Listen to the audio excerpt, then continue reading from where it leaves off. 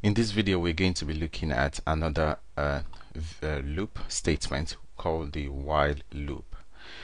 For loops that we look at in the previous video, they're very useful to perform repetitive tasks, but most of the time they're useful when you know how many repetitions are needed. Consider that all of the loop statements that we have written in the previous video, they have a start to the loop and they have an end. So if you remember that when we started our for loop, we say things like counter equals to 0, which is the start of the counter. Then we have counter is less than or equals to 100. The 100 is the end part of the counting, so you want to go from 0 to 100. But there are some situations where you don't know the end to the loop. Say for example, we have a database with user IDs, and we don't know how many user IDs in the database, we're not sure, but we want to loop through them and we want to find the user ID that are even numbers. So once we find the user ID that are even numbers, then we want to modify the password for that. For those users that have the even number as there. So in this kind of situation, while loop will be the best, because we don't know the how many numbers are in the database, so we cannot say loop up to 1000 because we might have 1500 data in the database. So what if you're not sure how many times you will need to loop you will need a loop to be performed?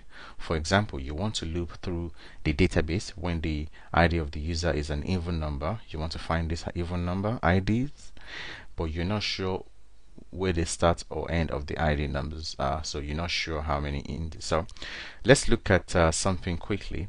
This is how we write a for loop. So when we write a for loop, we have a counter initialization, something like counter equals to 0. Then we have a loop condition, which this is when we say counter is less than or equals to 100, right? Then we have the loop expression. This is when we say something like counter plus plus, as you have seen in the previous video. Then we have a statement, program statement. This is the program statement that will be executed when all these conditions are fine. So this is how we write a while loop. For while loop, the counter initialization actually come outside of the counter. Here it goes inside of the bracket, but here it's outside of the counter. Then we use the loop condition inside the brackets of the while loop. Don't worry, I'm still going to show you an example in the actual program. Then we have a program statement. Then we have a loop expression. So if we quickly want to use this as a for, just like we were doing the last loop, we can say int counter equals to 0. So these are the this is the initialization, and then we say while x is less than or equals to 5. Then we start our while loop. Then we say print x to the console. Then we say x plus plus.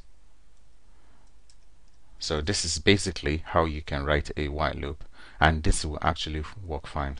Just make sure you change this print x to nslog statement to print out the value of x. So as you can see, it's basically doing the same thing like we usually do in the for loop, but there are some situations where you don't know the start or the end. Like here now we have the end to the loop, x is less than or equals to 5. Sometimes when we don't have this kind of information, then while loop is more useful.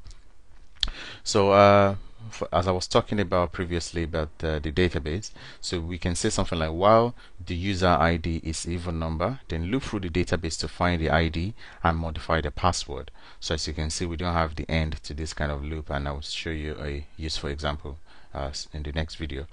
In the above example, the code will be executed 0 or more times, and this is what while loop is mostly useful. The code may never be executed if there are no even numbers in the ID. We don't have an initial value to start from. We are feeding the loop with values from other parts of our program, and we don't have an end to the loop. So remember, while loop is executed 0 or more times, but you're not sure how many times it may loop, and this is a very key concept that you have to remember, because if you look at this program properly, we're saying while user ID is even number. So just imagine for me that there are no even number user ID in the database. That means this loop may never ever be run. So, and this is the important concept of a while loop, and you're going to understand when you do it, when we do the next loop type, which is the do while loop. Is kind of different to this one, because this while loop may never ever be run, or may be run many times more than we have the idea of how many times it's going to run. So, and you're not sure how many times it may loop. So this is the while loop, and I'll show you an example in the next video. So I'll see you then.